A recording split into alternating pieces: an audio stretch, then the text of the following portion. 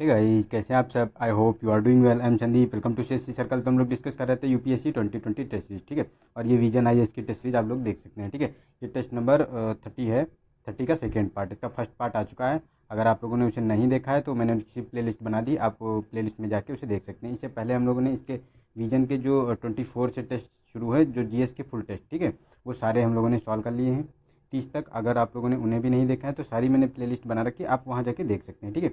और इसकी PDF join करने के लिए आप लोग क्या कीजिए कि मेरा टेलीग्राम चैनल ज्वाइन कर लीजिए। मैंने नीचे उसका लिंक दे दिया है, ताकि उसको एक बार जो है उसका जो सोल्यूशन है एक बार पढ़ जरूर लीजिएगा, क्योंकि उसमें जो है बहुत अच्छा सोल्यूशन दिया हुआ है।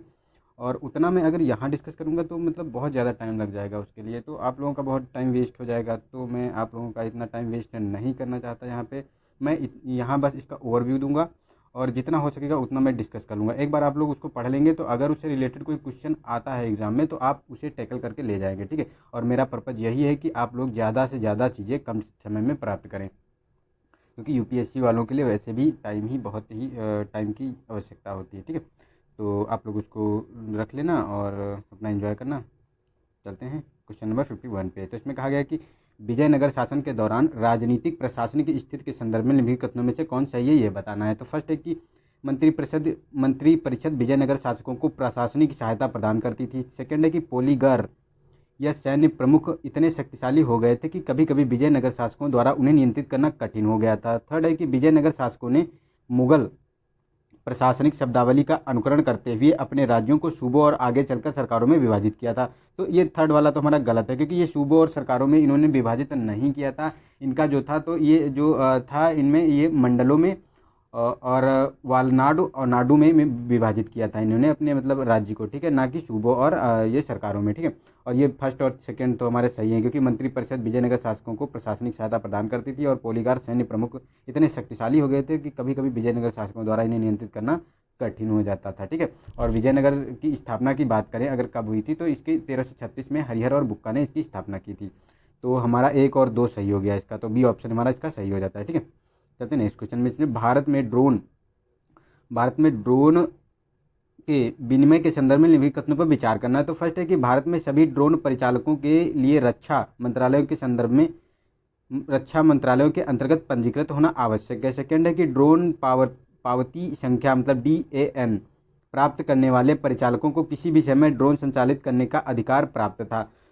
थर्ड है कि डिजिटल स्काई प्लेटफॉर्म प्रत्येक उड़ान के लिए परिचालकों को ऑनलाइन स्वीकृति की सुविधा प्रदान करता था। तो इसके बारे में बताना है। तो देखो ये थर्ड वाला तो हमारा स्टेटमेंट सही है, क्योंकि डिजिटल स्काई प्लेटफॉर्म प्रत्येक उड़ान के लिए परिचालकों को ऑनलाइन स्वीकृति की सुविधा प्रदान करता था। लेकिन ये सेकंड गलत है, क्योंकि ड्रोन पावती संख्या प्राप्त करने वाले परिचालकों को किसी भी ड्रोन संचालित करने का अधिकार प्राप्त नहीं था। उसमें उसमें जो है आपको जो है नहीं प्राप्त था, इसमें जो बताया गया है ड्रोन वाले में, ठीक है। लेकिन ये फर्स्ट भी गलत है, क्योंकि ये ड्रोन परिचालकों को रक्षा मंत्रालय के अंतर्गत नहीं, जो ये नगर विमानन मंत्रालय है उसके अंतर्गत पंजीकृत होना आवश्यक था, ठीक है। तो हमारा इसमें थर्ड ऑप्शन सही हो गया, ऑप्शन नंबर बी सही हो गया, केवल 3 से।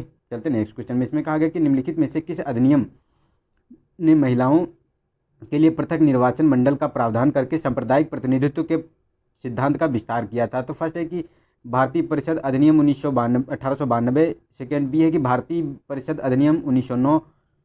सी है भारत शासन अधिनियम 1919 और डी है भारत शासन अधिनियम 1935। तो इसका डी ऑप्शन सही है। जो ये भारत शासन अधिनियम 1935 है इसी में दिया गया था। इसमें देखो जो ईसाई एंग्लो यूरोपियन थे उन्हें भी दिया गया था और महिलाओं को दिया गया था, प्लस मजदूरों को भी जो पृथक निर्वाचन मंडल की व्यवस्था इसमें की गई थी, ठीक है। लेकिन पहली बार अगर निर्वाचन मंडल की बात करें तो किसमें की गई थी, तो 1909 का एक्ट था जो भारत शासन परिषद एक्ट। इसमें जो है मुस्लिमों को सबसे पहली बार दिया गया था, ठीक है। तो ये भी आप ध्यान रख सकते हैं। तो इसका हमारा डी ऑप्शन सही होगा कि महिलाओं को निर्वाचक मंडल जो पृथक निर्वाचन मंडल की बात की गई थी ये हमारे भारत शासन अधिनियम 1935 में की गई थी, ठीक है। नेक्स्ट है हमारा कि पारिस्थितिकी अनुक्रम के दौरान घटने वाली निम्नलिखित प्रक्रियाओं का सही कालानुक्रम व्यवस्थित कीजिए। तो फर्स्ट है कि न्यूडेशन है, कंपटीशन एंड कोएक्शन है, और थर्ड है कि रिएक्शन यानी प्रतिक्रिया है, और फोर्थ है कि स्टेबलाइजेशन है। तो इनके ये चारों अनुक्रम सही हैं, ठीक है, 1 2 3।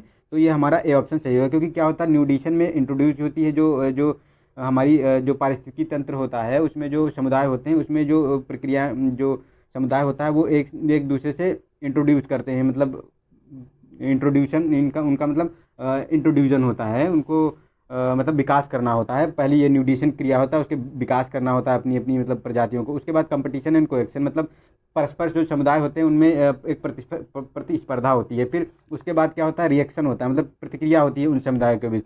उसके बाद जब लास्ट चरम अवस्था पहुंचती है किसी समुदाय की, जो विकसित हो चुका होता है पूरी पूरी तरह से, तो इसे स्टेबलाइजेशन कहते हैं, जो अपनी स्थिरता प्रदान करता है, इसमें मतलब स्थिर हो जाता है, उसका विकास पूरी तरीके से हो जाता है। यही मतलब लास्ट स्टेज होती है अनुक्रमण की, पारिस्थितिकी अनुक्रमण की। ठीक है, तो चलते हैं नेक्स्ट क्वेश्चन पे।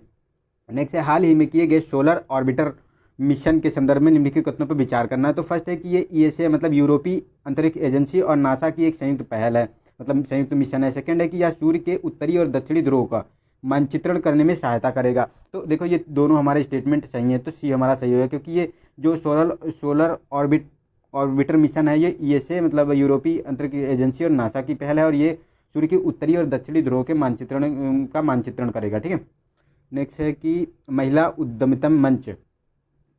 उद्यमिता मंच एक यूनिफाइड एक्सेस पोर्टल है जो भारत के विभिन्न भागों में महिलाओं को अपनी उद्यमशीलता आकांक्षाओं को साकार करने हेतु एक मंच प्रदान करता है।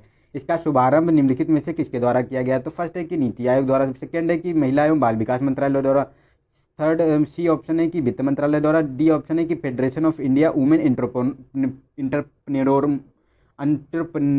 के द्वारा किया गया। तो इसका ए ऑप्शन सही है, ये नीति आयोग का एक मतलब मंच है जो हम महिलाओं को उनकी इच्छा शक्ति, क्रम शक्ति और ज्ञान शक्ति में बढ़ाएगा उनकी, और उनकी क्रेडिट रेटिंग, वित्त पोषण और प्रशिक्षण, कॉपीराइट में साझा संबंधी को मतलब उद्यमिता को बढ़ाने में साझा करेगा। ठीक है, सहायता करेगा। तो ये नीति आयोग की पहल है, ताकि महिलाओं को भी समाज में अपने उद्यम को आगे मतलब निकाल के लाने का एक बहुत बड़ा प्लेटफॉर्म मिल सके, ताकि वो भी निकल कर आएँ और अपना एक उनकी भी एक पहचान, अलग पहचान बन सके। ठीक है, और ठीक है, तो चलते हैं नेक्स्ट क्वेश्चन पे। इसमें 56 57 क्वेश्चन नंबर, इसमें कहा गया कि निम्नलिखित कथनों पर विचार कीजिए। तो फर्स्ट है कि भारतीय रिजर्व बैंक आरबीआई यानी आरबीआई केंद्र सरकार को 10,000 रुपये से अधिक अनधिकृत मूल्य के बैंक नोटों को अनुशंसा कर सकता है। मतलब 10,000 से जो 10,000 के मूल्य वर्ग के नोट हैं उनको जारी कर सकता है। सेकेंड है कि सभी बैंक नोट भारत में किसी भी स्थान पर एक वैध निविदा होंगे।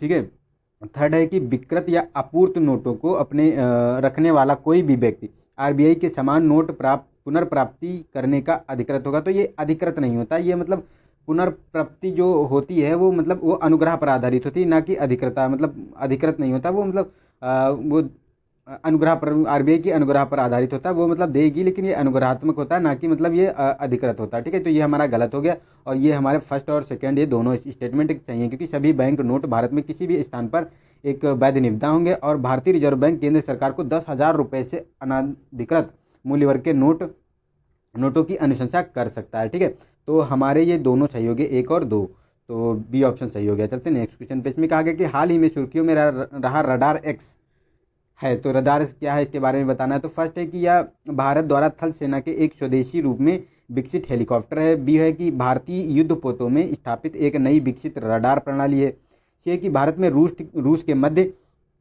होने वाला संयुक्त सैन्य अभ्यास है। थर्ड है कि एक विस्फोटक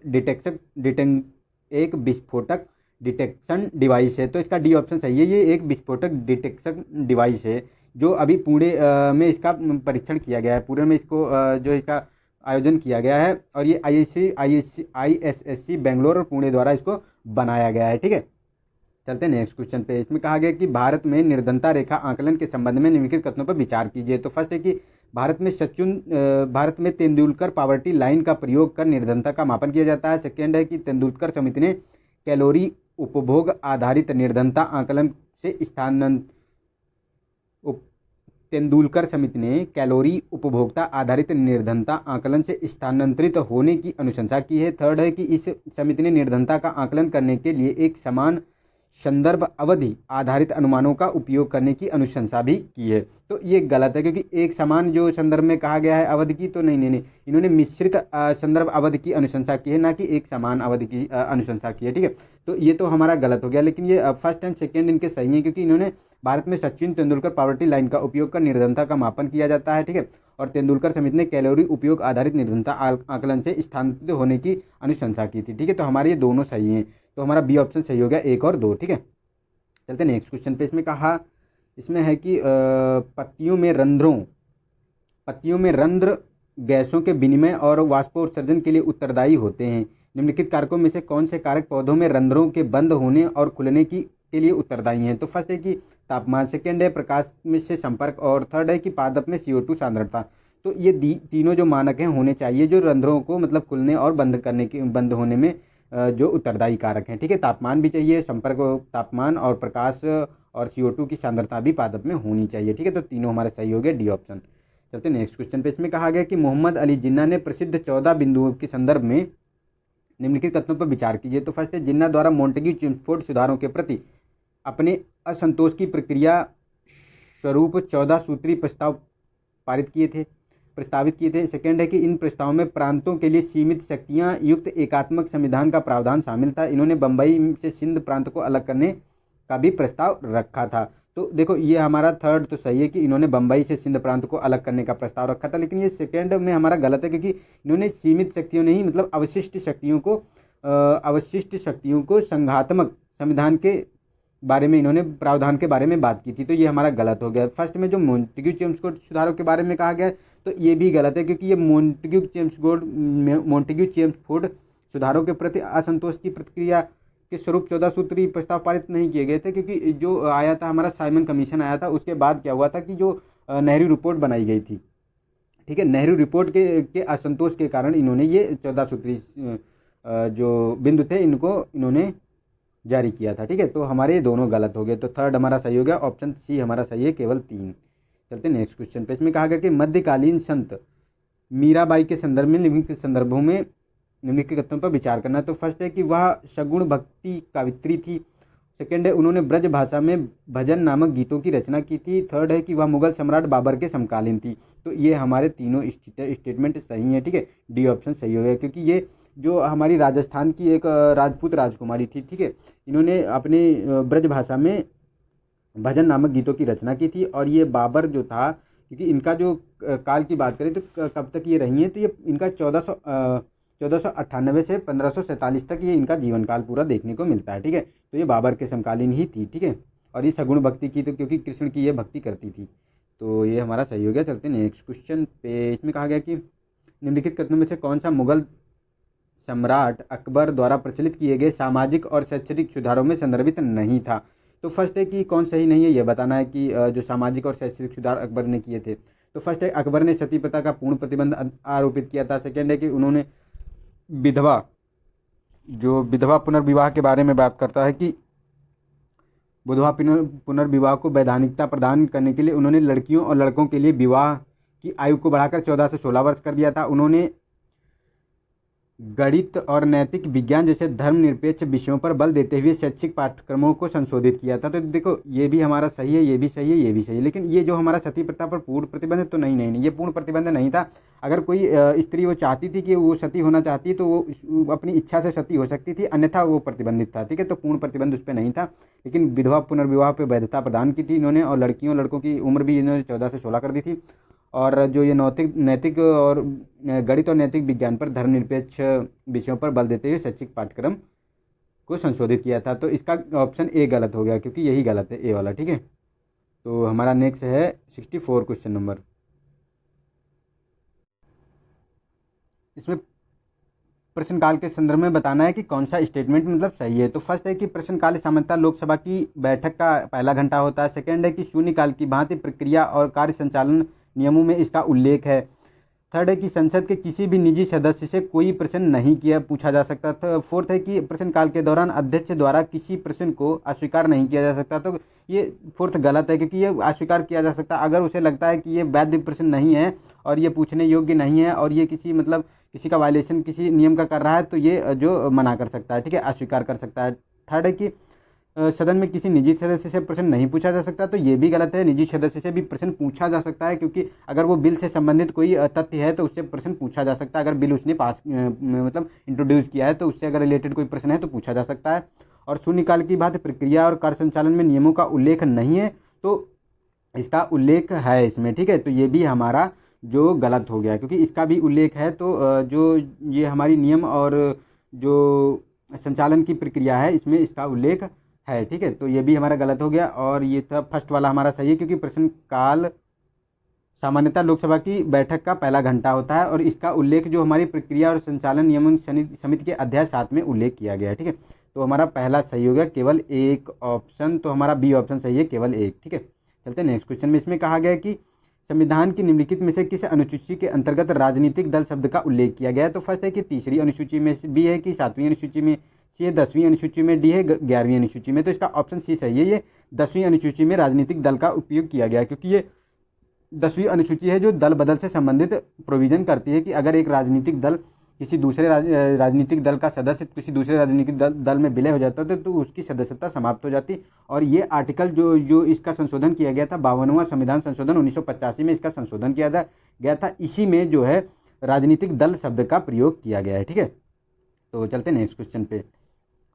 नेक्स्ट है हमारा कि लोकपाल की चयन समिति के संदर्भ में निम्नलिखित कथनों पर विचार करना है। तो फर्स्ट है कि भारत का मुख्य न्यायाधीश लोकपाल चयन समिति का अध्यक्ष होता है। सेकंड है कि चयन समिति की सिफारिशों के अनुसार राष्ट्रपति द्वारा लोकपाल के अध्यक्ष या सदस्य की नियुक्ति की जाती है।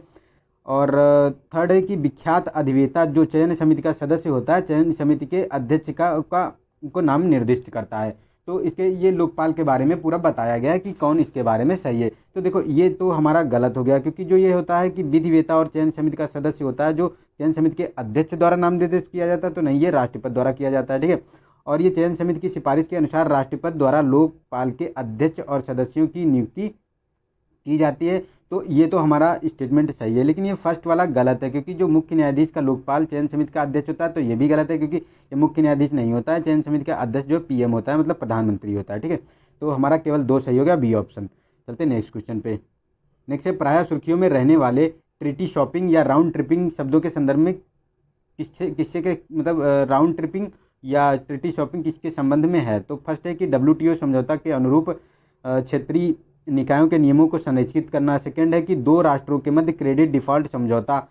सी है कि अंतर्राष्ट्रीय संधियों के माध्यम से द्विपक्षीय बैंकों से ऋण प्राप्त करना। डी है कि करों से बचने के लिए करों से बचने या कम करने की तकनीकी है। तो इसका डी ऑप्शन सही है। जो ये ट्रीटी शॉपिंग और राउंड ट्रिपिंग है ना, ये जो करों से बचने के लिए ये अपनी एक प्रक्रिया होती है, जिसे नियमों में लूपहॉल निकाल के जो है उसको करों से बचा जाए, उसी को ये ट्रीटी शॉपिंग और ये राउंड ट्रिपिंग भी कहते हैं, ठीक है। तो इन बारे में जो किया जाता है, क्योंकि जो ट्रीटी शॉपिंग क्या होती है कि जैसे कोई डबल टैक्स अवॉइडेंस जैसे हमारा मॉरिशस से है, ठीक है, मॉरिशस है, और मॉरिशस से कोई कंपनी क्या करती है, यूएसए की कंपनी मॉरिशस में अपना पहला एक कंपनी बनाती है, एक मतलब ऐसे नॉमिनल कंपनी बनाती है, उसके बाद वो इंडिया में इन्वेस्ट करती है, तो उसको टैक्स बहुत कम मात्रा में देना पड़ता है, ठीक है। तो उसको ये टैक्स बच जाता है, इसी को बोलते हैं राउंड ट्रिपिंग, ठीक है। और ट्रीटी शॉपिंग इसको बोलते हैं। राउंड ट्रिपिंग क्या होता है कि अपना पैसा किसी मतलब जैसे कहा जाता है कि अपना पैसा हवाला के माध्यम से किसी दूसरी कंट्री में जाके और उसे फिर अपनी ही कंट्री में किसी के माध्यम से इन्वेस्ट करा देना, इसे राउंड ट्रिपिंग कहते हैं। तो ये दोनों टर्म होते हैं जो टैक्स को से बचने के लिए किए जाते हैं, ठीक है। चलते नेक्स्ट क्वेश्चन पे। इसमें कहा गया कि हड़प्पा वासियों के सामाजिक जीवन के संबंध में निम्नलिखित कथनों पर विचार करना है। तो फर्स्ट है कि हड़प्पा वासियों ने केवल मवेशियों बल्कि भेड़ और बकरियों को पालतू बनाया था। सेकेंड है कि वे सब्जी और अनाज दोनों की कृषि से परिचित थे। थर्ड है कि हालांकि हड़प्पा वासियों द्वारा कृषि कार्य किया जाता था, लेकिन संभवतः उनके पास अपनी फसल को संग्रहित करने का ज्ञान नहीं था। तो ये गलत है, क्योंकि वहाँ बड़े बड़े अन्नागार मिले हैं, ठीक है। तो उन्हें भंडारण के लिए उनके पास ज्ञान था और वो अपनी वस्तुओं को भंडारित करते थे, ठीक है। इसके साक्ष्य भी हमको देखने को मिलते हैं। और ये फर्स्ट और सेकेंड तो सही ही है, इसके थर्ड गलत हो गया। तो हमारा सी ऑप्शन इसका सही हो गया। चलते नेक्स्ट क्वेश्चन पे। नेक्स्ट है 69 क्वेश्चन। इसमें कहा गया जिन सतहों पर वायु राशियाँ निर्मित होती हैं उन्हें उद्गम क्षेत्र कहा जाता है। उद्गम क्षेत्र के संदर्भ में निम्नलिखित कथनों पर विचार कीजिए। तो ये होता है कि फर्स्ट है कि अधिक स्थलाकृत उच्चावच वाले क्षेत्रों में सामान्यतः अच्छे वायु राशि स्रोत क्षेत्र नहीं बनते हैं, तो ये बताया गया है। सेकेंड है कि वायु राशियाँ क्षेत्र मुख्य रूप से मध्य अक्षांशों पर पाए जाते हैं। और थर्ड है कि सहारा मरुस्थल गर्म स्रोत, जो सहारा मरुस्थल क्षेत्र का उदाहरण है, मतलब सहारा मरुस्थल गर्म स्रोत क्षेत्र का उदाहरण है। तो ये देखो हमारा थर्ड ऑप्शन तो हमारा सही है, क्योंकि जो सहारा मरुस्थल है ये गर्म क्षेत्र स्रोत का उदाहरण है, ठीक है। लेकिन जो ये कहा गया है कि इसमें जो सेकेंड में कि ये वायु राशियों के क्षेत्र मुख्य रूप से मध्य अक्षांशों में, तो नहीं, मध्य अक्षांशों में कहाँ बनेंगे, क्योंकि वायु राशियाँ वहाँ बनती हैं जहाँ मतलब एक लंबे समय तक एक टेम्परेचर एक समान बना रहता है। लेकिन यहाँ तो मतलब जलवायु का परिवर्तन होता रहता है, यहाँ बहुत तेज़ी से परिवर्तन होता है मध्य अक्षांशों में से, जैसे 30 से 60 डिग्री अक्षांश के बारे में बात करें तो यहाँ तो बहुत फ्रिक्वेंटली मौसम चेंज होता रहता है, तो यहाँ वायु राशियाँ नहीं बन सकती। वायु राशियाँ जो है अगर अच्छी बात करें तो ये हमारी 60 डिग्री के बाद बनती हैं, ठीक है, 60 डिग्री अक्षांश के बाद, ठीक है। और ये फर्स्ट वाला सही है कि स्थलाकृति उच्चावच वाले क्षेत्रों में सामान्यतः अच्छे वायु स्रोत नहीं पाए जाते हैं यहाँ भी, ठीक है। तो हमारा 1 और 3 सही हो गया, बी ऑप्शन। चलते हैं नेक्स्ट क्वेश्चन पे। इसमें कहा गया कि हाल ही में सुर्खियों में रहे श्वेत जिराफ के संदर्भ में निम्नलिखित कथनों पर विचार करना है। तो फर्स्ट है ये एल्बिनिज्म के कारण अपना श्वेत रंग प्राप्त करते हैं, उनकी अंतिम आबादी अफ्रीका तक ही सीमित है। तो सेकेंड तो सही है, ये अंतिम आबादी अफ्रीका तक सीमित है, लेकिन ये एल्बिनिज्म नहीं होता है। ये कलर इनको ये देखने को मिलता है, ये जो ये इनका श्वेत रंग होता है तो ये एल्बिनिज्म के कारण नहीं, ल्यूसिज्म के कारण होता है, ठीक है, ल्यूसिज्म के कारण होता है। तो ये हमारा गलत हो गया, और तो हमारा बी ऑप्शन सही हो गया। और ये श्वेत जिराफ न्यूज़ में इसलिए थे क्योंकि इनकी एक मतलब एक मात्र शेष एक ही ये श्वेत जिराफ बचा है केनिया में। इसके अभी 2 अन्य थे, एक मादा थी और एक नर था, और एक उसका बच्चा था, तो उसको दोनों को मार दिया गया था। वही इसीलिए ये केवल अफ्रीका के केन्या में ही मतलब पाए जाते हैं, इसलिए अफ्रीका तक ही सीमित है ये, ठीक है।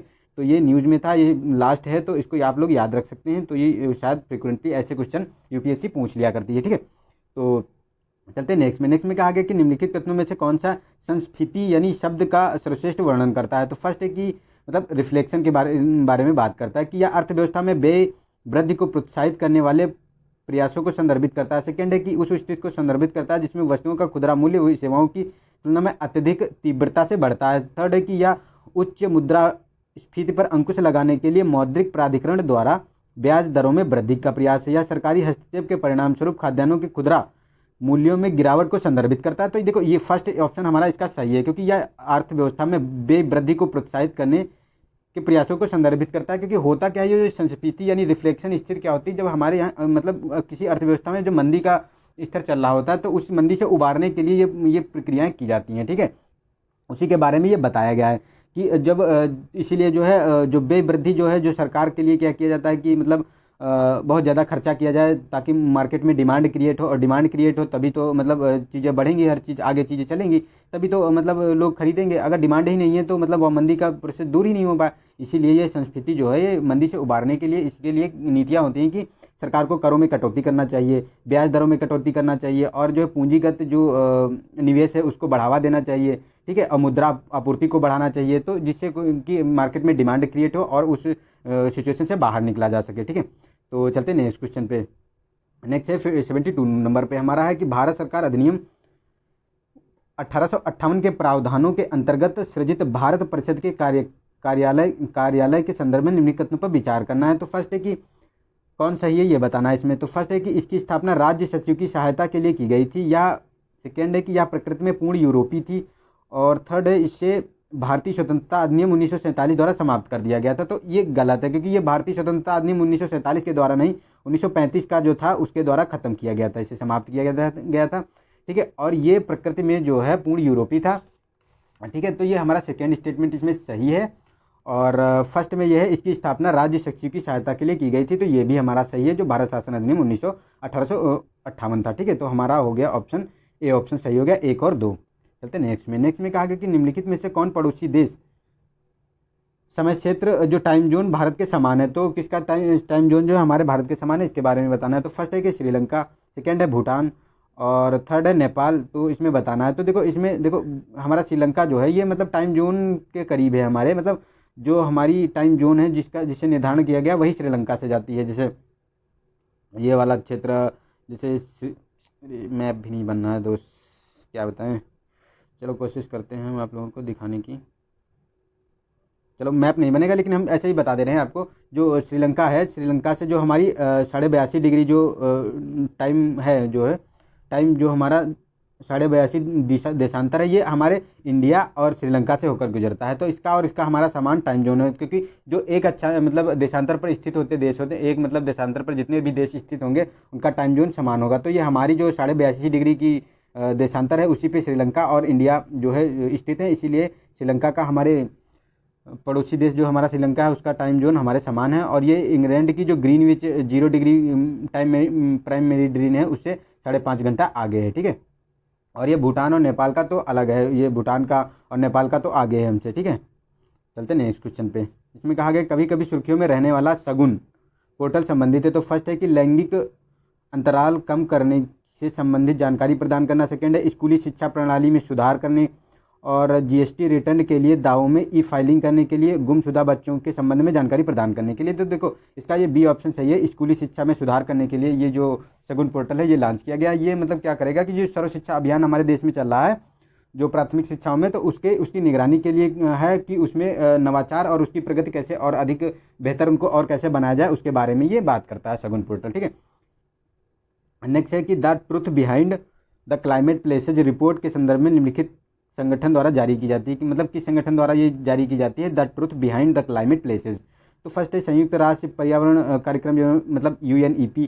सेकेंड है कि जलवायु परिवर्तन पर अंतर्राष्ट्रीय सरकारी पैनल IPCC। और सेकेंड है यूनिवर्सल इकोलॉजिकल फंड। डी है क्लाइमेट एक्शन नेटवर्क। तो इसका सी ऑप्शन सही है, जो ये यूनिवर्सल इकोलॉजिकल फंड है ये जारी करता है the truth behind the climate places. और ये करता क्या है, इसका कारण मुख्य उद्देश्य क्या है कि जो ये वैश्विक तापमान बढ़ रहा है औद्योगिक प्रक्रिया के दौरान, तो इसको क्या करना है 1.5 डिग्री तक सीमित रखने, मतलब 1.5 डिग्री तक जो है कम करने के लिए जो ग्रीन हाउस गैस है उसका 50% जो है 2030 तक कम करना है, ठीक है। उसके बारे में ये बात करता है, उसी के बारे में ये रिपोर्ट निकालता है पूरी, ठीक है। नेक्स्ट है कि 76 क्वेश्चन नंबर में चोल काल के दौरान भूमि वर्गीकरण के संदर्भ में बताया गया है कि किसके बारे में, कौन सी भूमि के बारे में कहा जाता था, ठीक है। तो उसके बारे में बताना है। तो फर्स्ट है कि वेल्लन वगाई मतलब गैर ब्राह्मण किसानों को स्वामित्व की भूमि, ठीक है। सेकेंड है कि साला भोग तो विद्यालय के रखरखाव हेतु प्रदत्त भूमि। फिर है पल्लिम चंदम, तो यह है जैन संस्थाओं को दी गई भूमि। तो ये तीनों हमारे स्टेटमेंट सही हैं जो चोल काल के दौरान भूमि के वर्गीकरण को संदर्भित करते हैं, ठीक है। तो हमारा डी ऑप्शन इसमें सही हो गया, ठीक है। तीनों 1 2 3 तीनों से मिलित हैं, ठीक है।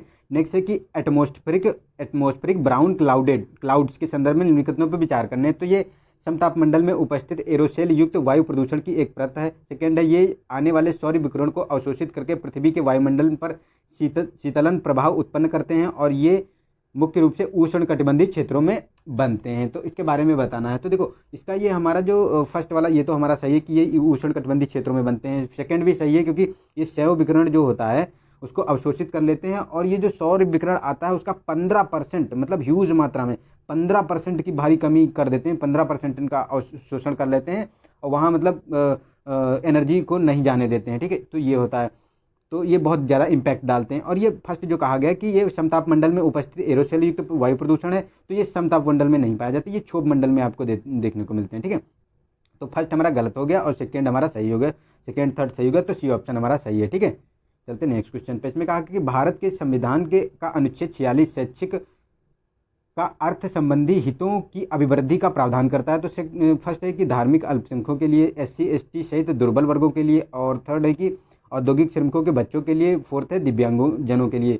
तो इसमें देखो ये सेकेंड इसमें केवल सही है और ये किसी के बारे में बात नहीं करता है। ये SC ST सहित दुर्बल वर्गों के शैक्षिक और अर्थ संबंधी हितों की अभिवृद्धि के बारे में बात करता है ताकि वो इनका जो है समाज में इनको बराबरी में लाया जाए, उनके शोषण और इनकी सुरक्षा की जाए, ठीक है।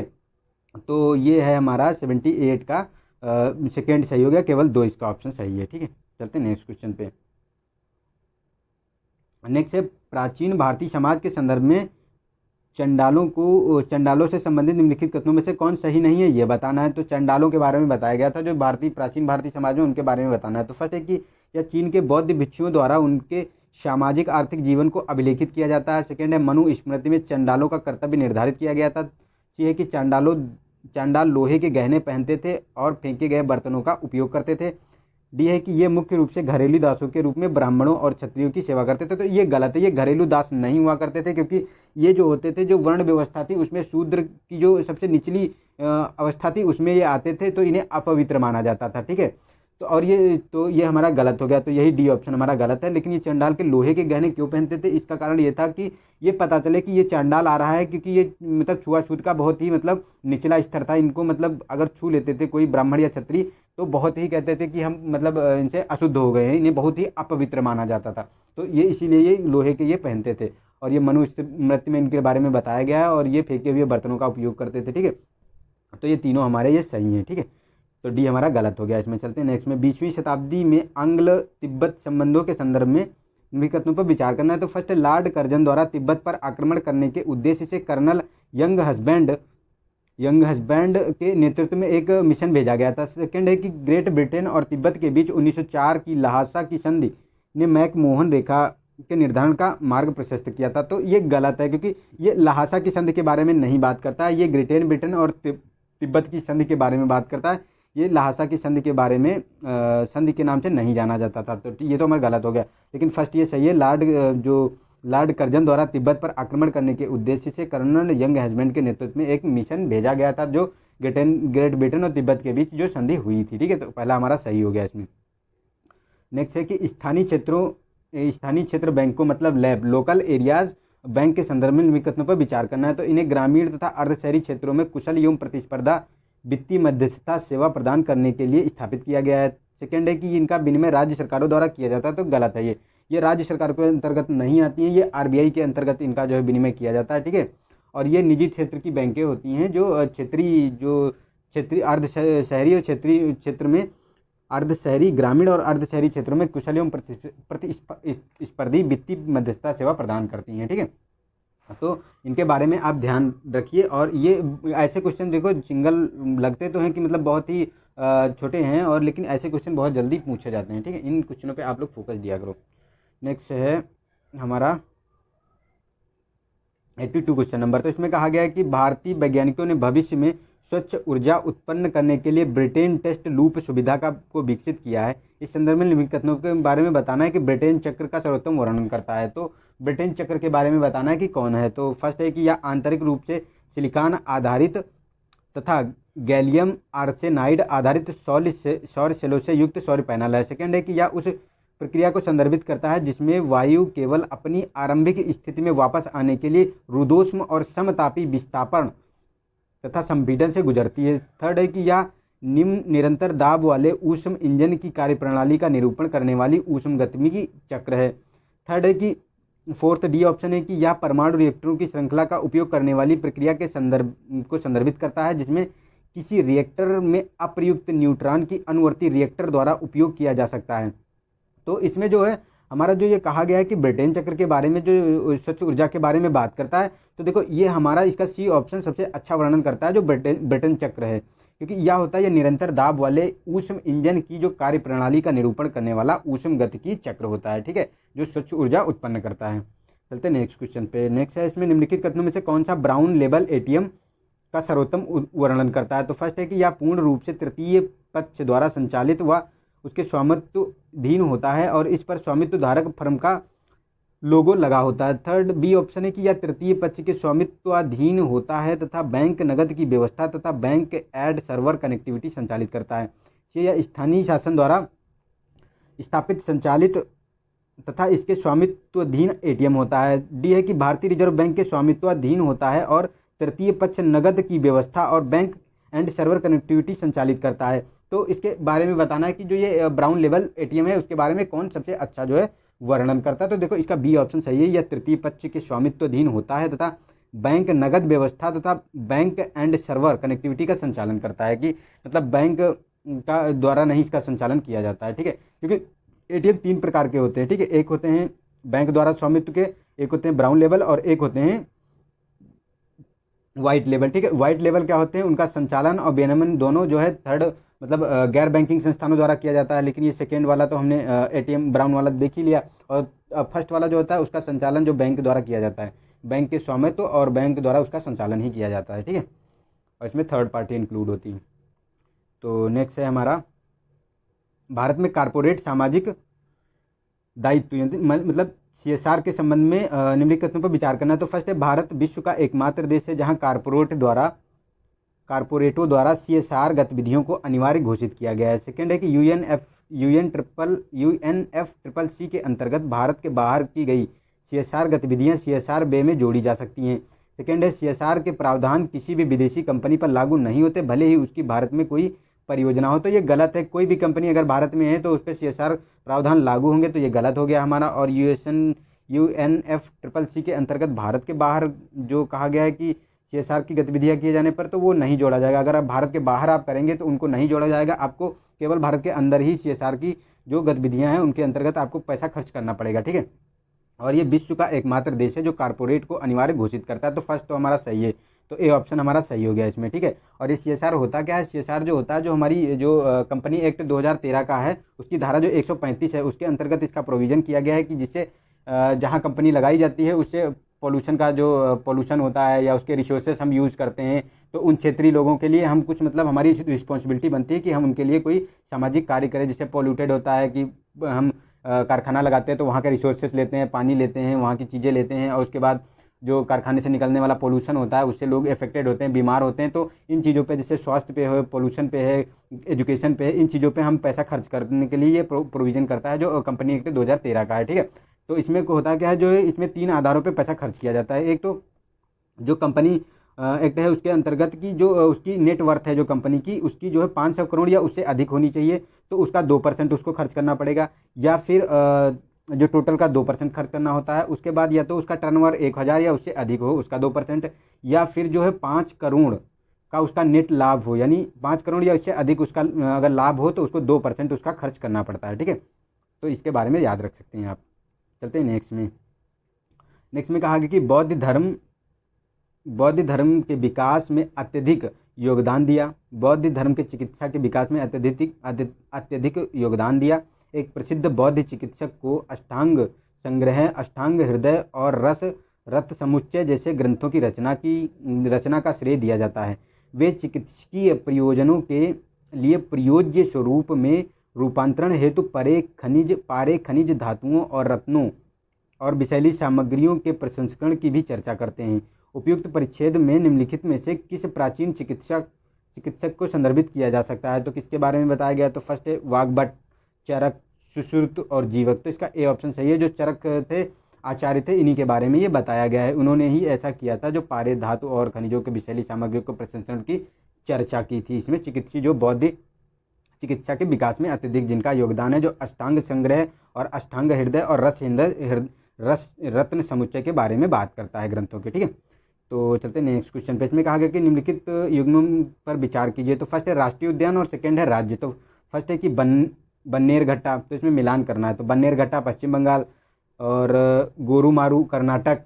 बन्नेरघट्टा पश्चिम बंगाल, गोरुमारू हमारा हो गया कर्नाटक, कंगेर घाटी छत्तीसगढ़, बंधवगढ़ मध्य प्रदेश। तो देखो हमारा बंधवगढ़ तो ये तो हमारा सुमेलित है मध्य प्रदेश में, कंगेर घाटी ये भी छत्तीसगढ़ में मिलता है। लेकिन गोरुमारा की बात करें तो ये तो हमारा मिलता है पश्चिम बंगाल में, और बन्नेरघट्टा कर्नाटक में मिलता है। तो हमारा ऑप्शन सही हो गया 2 और 4, ठीक है। तो हमारा 2, 4 ऑप्शन सही हो गया इसमें। नेक्स्ट है कि हाल ही में भारत के अंतर्राष्ट्रीय समाधान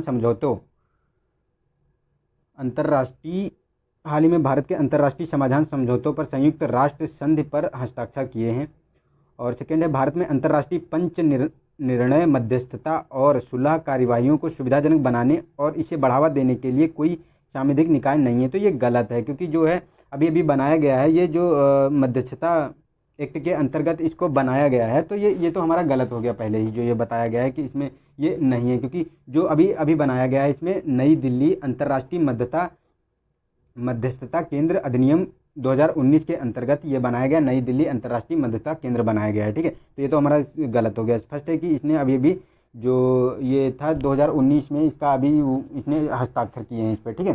तो ये है वैकल्पिक विवाद समाधान, इसका निपटारा के लिए क्या काम किया जाता है, ठीक है। तो फर्स्ट हमारा सही हो गया ये, तो ये ऑप्शन इसका सही है, क्योंकि वैकल्पिक विवाद समाधान के लिए ये कार्य करता है जो हमारा ये बनाया गया नई दिल्ली अंतर्राष्ट्रीय मध्यस्थता केंद्र जो बनाया गया है, ठीक है। और इस पर हस्ताक्षर कर लिए हैं इंडिया ने, तो फर्स्ट हमारा सही हो गया। चलते हैं नेक्स्ट में। नेक्स्ट है 89 क्वेश्चन नंबर हमारा, हम लोग बहुत करीब हैं अपनी टेस्ट के करीब, 88 क्वेश्चन नंबर। तो वित्तीय आपात के संबंध में निम्नलिखित कथनों पर विचार करना है। तो फर्स्ट है कि यह देश के किसी भी निश्चित भाग को आरोपित नहीं किया जा सकता, बल्कि संपूर्ण देश पर लागू होता है। और सेकेंड है कि भारत द्वारा अनुमोदित किए गए जाने के पश्चात ही इसे बिना किसी अनुमोदन के किसी भी समय तक बढ़ाया जा सकता है। इसे केवल लोकसभा द्वारा पारित संकल्प द्वारा निरस्त किया जा सकता है। तो ये गलत है, ये लोकसभा द्वारा पारित संकल्प द्वारा निरस्त नहीं किया जा सकता, ये केवल राष्ट्रपति ही इसे निरस्त अपनी घोषणा के द्वारा निरस्त कर सकता है। जो आर्टिकल 360 में दिया गया है जो वित्तीय आपात के बारे में, तो ये साफ साफ इसका वर्णन किया गया है इसमें, ठीक है। और ये संसद को अनुमोदन किए जाने के पश्चात इसे बिना किसी अनुमोदन के किसी भी समय तक बढ़ाया जा सकता है, तो ये भी सही है। और अधरोपित नहीं किया जा सकता बल्कि संपूर्ण देश में लागू किया जा सकता है, ठीक है। तो ये भी गलत है क्योंकि ये किसी क्षेत्र में भी लागू किया जा सकता है और संपूर्ण देश में भी लागू किया जा सकता है, ठीक है। और इसका जो है अनुमोदन जो आपको लेना पड़ेगा, जो पार्लियामेंट से 2 महीने के अंदर अनुमोदन लेना पड़ेगा, वरना ये जो वित्तीय आपात की घोषणा है ये निरस्त हो जाएगी स्वयं ही, ठीक है। तो हमारा सही हो गया, केवल 2 इसमें ऑप्शन सही है। चलते नेक्स्ट क्वेश्चन पे। इसमें कहा गया कि दर्शन की या भौतिकवादी शाखा 5 सार्वभौमिक तत्वों पृथ्वी, जल, अग्नि, वायु और व्योम यानी आकाश में व्योम को छोड़कर केवल 4 को स्वीकृत करती है, कि यह आत्मा के अस्तित्व में भी विश्वास नहीं करती है या मानव शरीर के लिए केंद्रिक सुख का पक्ष पोषण करती है। इस सिद्धांत को मान्यता प्रदान करती है कि जब तक जीवित रहो तब तक सुखपूर्वक जीवन यापन करो, भले ही उसके लिए उधार लेना पड़े, क्योंकि मृत्यु के पश्चात शरीर भस्मीभूत हो जाएगा और फिर पुनर्जन्म नहीं होगा। निम्नलिखित में से किस दर्शन के शाखा के वर्णन का किया गया है? तो किस शाखा के बारे में बताया गया है कि कौन इसका मतलब आधार था? तो फर्स्ट ऑप्शन है कि लोकायत है, सेकेंड है सांख्य है, और सी ऑप्शन है बौद्ध है, और डी है पूर्वी मीमांसा। तो ये जो लोकायत की शाखा थी, लोकायत चावार्ण की जो एक चार वाक दर्शन था, उसी की एक शाखा थी लोकायत दर्शन की, ठीक है। उसी के अंतर्गत माना गया था जब तक जीवित रहो तब तक सुख पूर्वक जीवन यापन करो, और सुख पूर्वक जीवन यापन करने के लिए अगर उधार भी लेना पड़े तो उधार भी लो, और क्योंकि मृत्यु के पश्चात शरीर भस्मीभूत हो जाएगा और पुनर्जन्म नहीं होगा, ठीक है। तो ये ए ऑप्शन सही है। चलते हैं नेक्स्ट क्वेश्चन में। आधुनिक भारतीय चित्रकला के संदर्भ में निम्नलिखित गुणों पर विचार कीजिए। तो फर्स्ट है चित्रकला और कलाकार। तो फर्स्ट है लेडी इन द मूनलाइट, तो Amrita Shergil. Meeting at the staircase, ये रवि वर्मा। और भारत माता, तो देखो भारत माता का तो अवनींद्रनाथ टैगोर ने इसका चित्रण किया था इसका। और ये mid night eight the staircase, तो इसका जो है इसका तो ये गलत है क्योंकि राजा रवि राम वर्मा ने तो किया था लेडी इन द मूनलाइट का, ठीक है। राजा रवि वर्मा ने लेडी इन द मूनलाइट का किया था, और इनके भाई थे जो अवनींद्रनाथ के भाई थे गमेंद्रनाथ टैगोर, इन्होंने किया था मीटिंग एट द स्टेयरकेस, ठीक है। इसकी चित्रकला की थी इसका। तो हमारा केवल इसमें सही है 3 बी, ठीक है, भारत माता अवनींद्रनाथ टैगोर। नेक्स्ट है हमारा 91 क्वेश्चन नंबर, ठीक है। इसमें कहा गया है कि अर्थव्यवस्था के संदर्भ में त्रयी यानी एक्सपेंडेबल ट्रिटी सिद्धांत के संबंध में लिखित एक ही समय अर्थशास्त्र के संबंध में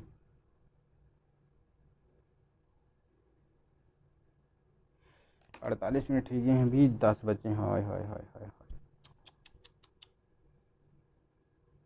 चला 95 की कर ही लीजिए, कुछ समझ होना है। वह 91 94 ये हैं। अब जल्दी जल्दी निपटा दो भैया, वरना बहुत हुई है। 48 मिनट पेल दिए आज, 5 मिनट में करना है। फर्स्ट कौन सा है इसमें? 91 कौन सही है?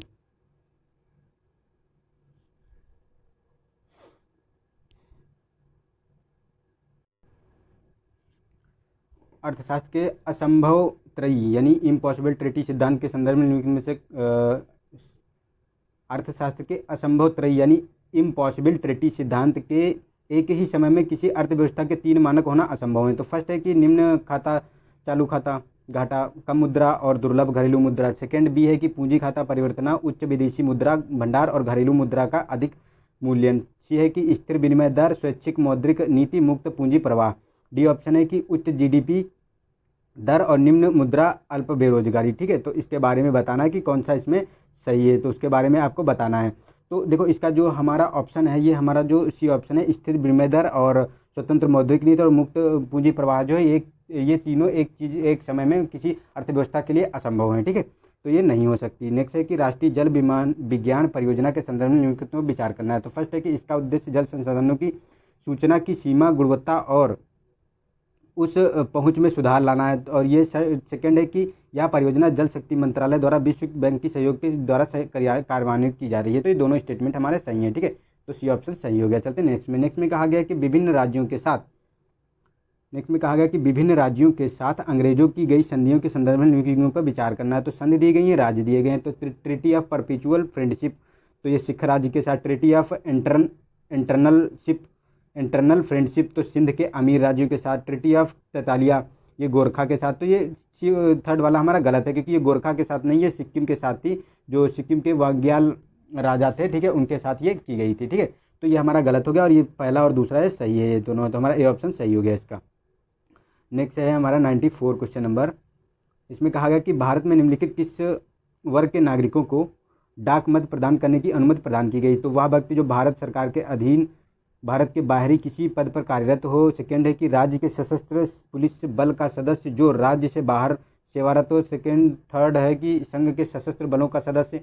और फोर्थ है कि तत्समय प्रवृत्त किसी भी कानून के अंतर्गत निवारक निरोध के अधीन गिरफ्तार कोई व्यक्ति। तो ये हमारे चारों स्टेटमेंट सही हैं, क्योंकि इनके चारों को जो है ये रिप्रेजेंटेटिव अधिनियम एक्ट जो है, रिप्रेजेंटेटिव एक्ट जो है 1991 की धारा 60 के अंतर्गत ये प्रोविजन किए गए हैं, ठीक है, कि सभी को मत देने का अधिकार है डाक के माध्यम से। तो हमारा ये डी ऑप्शन सही हो गया। नेक्स्ट है कि विभिन्न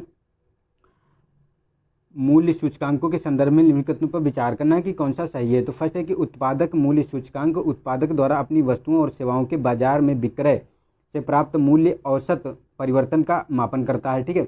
और सेकंड है कि जो इसमें कहा गया है कि ये थोक मूल्य सूचकांक उपभोक्ता द्वारा वस्तुओं के भुगतान की गई औसत खुदरा कीमतों में परिवर्तन का मापन करता है। तो देखो ये गलत है, औसत जो खुदरा नहीं होता है, ये औसत जो थोक मूल्य कीमतों का परिवर्तन का मापन करता है, ठीक है, WPI जो होता है। तो ये हमारा गलत हो गया, ये फर्स्ट हमारा सही है, तो ए ऑप्शन सही हो गया इसका। चलते हैं नेक्स्ट क्वेश्चन पे। इसमें कहा गया कि किस अनुच्छेद के अंतर्गत विधिक अभ्यदन गारंटी किस अनुच्छेद के अंतर्गत विधिक अभ्युदन के अधिकार की गारंटी प्रदान की गई है। तो फर्स्ट है अनुच्छेद 14, अनुच्छेद 22, अनुच्छेद 19 और अनुच्छेद 39A। तो इसका बी ऑप्शन सही है। जो अनुच्छेद 22 है, जो निवारक निरोध कानून के बारे में बात करता है। अगर किसी को निवारक निरोध कानून के अंतर्गत किसी को बंदी बनाया गया है, तो उसे अपने विधिक जो सलाहकार से सलाह लेने का अधिकार है, वकील करने का अधिकार है, और उसे जानने का अधिकार है कि उसे क्यों मतलब उसमें बंदी किया गया है, ठीक है।